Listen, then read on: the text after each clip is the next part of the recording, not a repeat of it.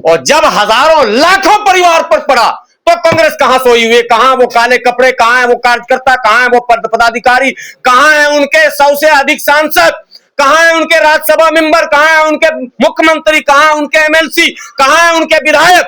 ये पूछता है भारत और पूछता है हाफिज गुलाम सरवर कि क्यों इतनी निकम्मी पार्टी जो विपक्ष का नेता बन के बैठ गई। भाजपा जब विपक्ष में थी तो सिलेंडर वाली आंटी का नाम सुना कि नहीं आप लोगों ने? नहीं सुना? जीना हराम कर दी थी कांग्रेस का। लग रहा था कांग्रेस के मुंह पे सिलेंडर फोड़ ही डालेगी। आखिर कांग्रेस ने क्यों नहीं सीखा? 993 रुपए गैस के रेट बढ़ गए, चूं तक नहीं हो रहा, मोदी मोदी हो रहा। मतलब विपक्ष खत्म, किसी काम का नहीं, गोबर, कोई काम नहीं। ऐसे विपक्ष से तो अच्छा है विपक्षहीन सरकार हो जाए। इतना सन्नाटा, पेपर लीक। मैं इसी जंतर मंतर पर कई बार धरने पर देखा, नौजवान बैठे हैं, एसएससी जीडी के नौजवान थे, आप लोगों ने भी देखा होगा। महीनों धरने पर रहे, लाठियां चली, डिटेन किया गया। कहीं कांग्रेस नहीं, कहीं विपक्ष नहीं, किसी के साथ विपक्ष खड़ी नहीं हो रही है। इसी कांग्रेस में मैंने देखा, कांग्रेस वही है जब ईडी का रेड राहुल गांधी जी के ऊपर हुआ, वो कौन सा अखबार है, नेशनल हेराल्ड को लेकर, और एक और कोई मुद्दा था, दोनों मुद्दों पर, और सोनिया गांधी जी को सम्मन हुआ तो सारे कांग्रेसी, प्रियंका गांधी जी भी काले कपड़े में सड़क पर आ गए थे।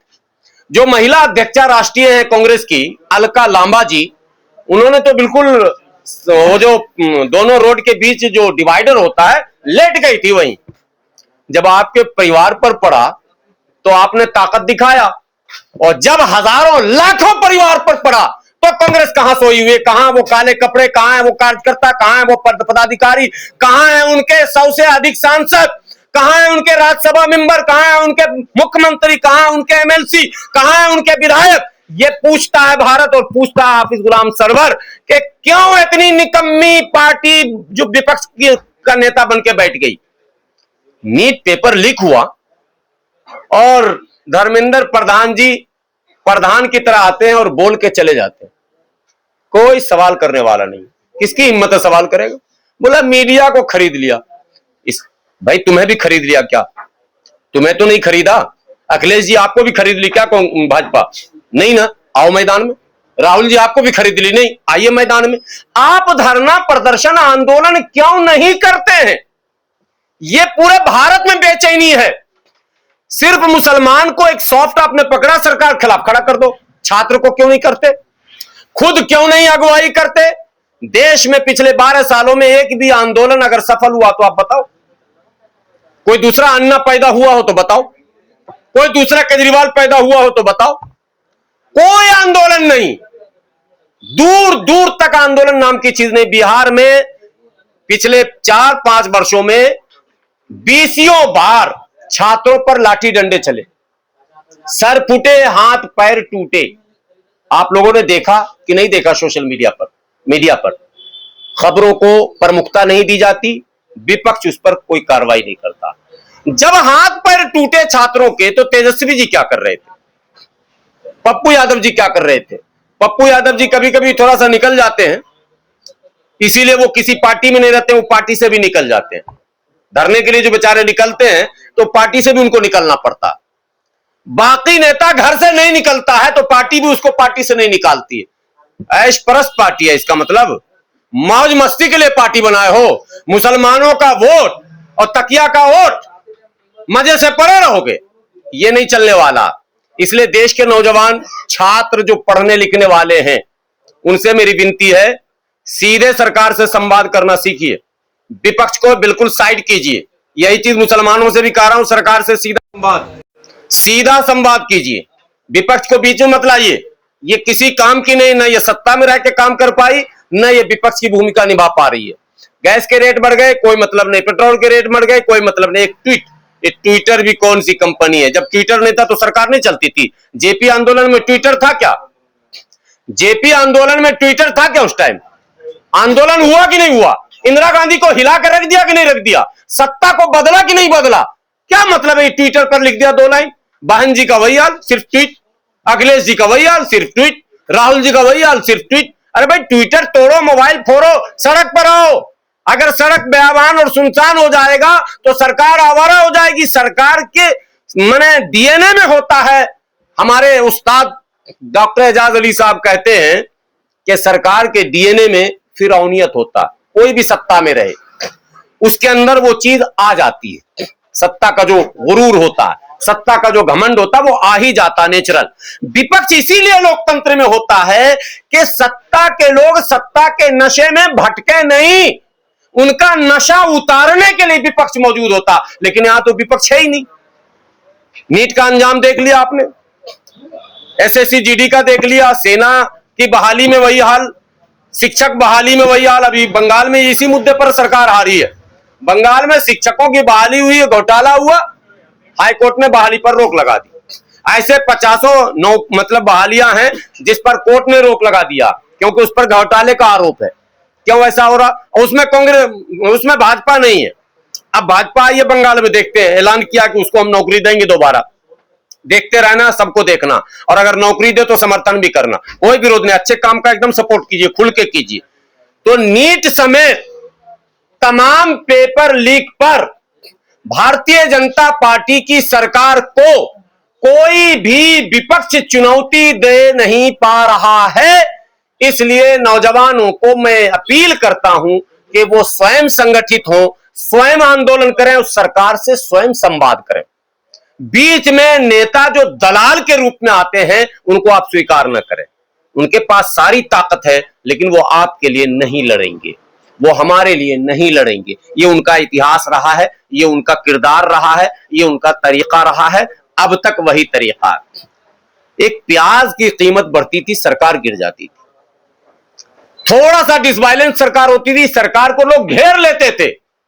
और इसी कांग्रेस की सरकार को अन्ना आंदोलन में ऐसा घेरा गया कि सरकार का जीना दोभर हो गया। 15 साल के शीला दीक्षित की सरकार और 10 साल के मनमोहन सिंह की सरकार की विदाई एक बार ही हो गई, सिर्फ आंदोलन के कारण। आप आंदोलन क्यों नहीं करते?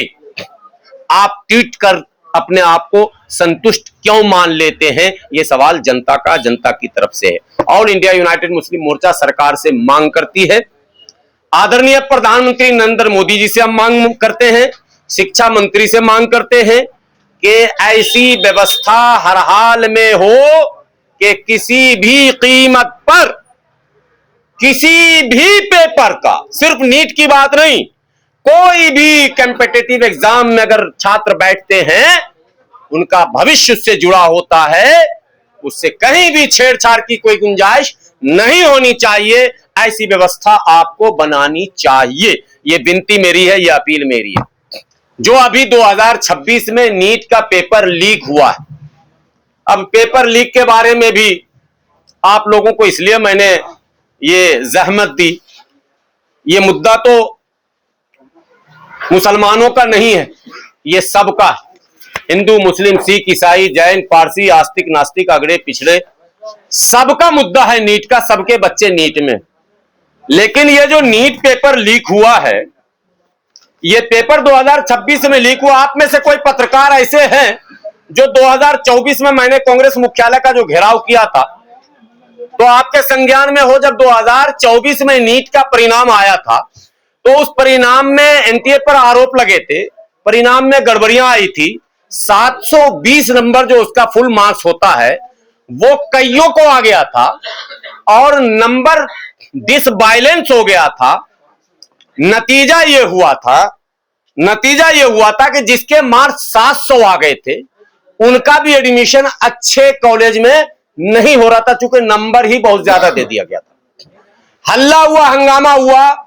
मैं हाफिज गुलाम सरवर, ऑल इंडिया यूनाइटेड मुस्लिम मोर्चा की तरफ से मैं कांग्रेस मुख्यालय का घेराव किया है ना। उल्टी खोपड़ी हमारी, कबीर दास की उल्टी बानी, बरसे कम्बल भीगे पानी।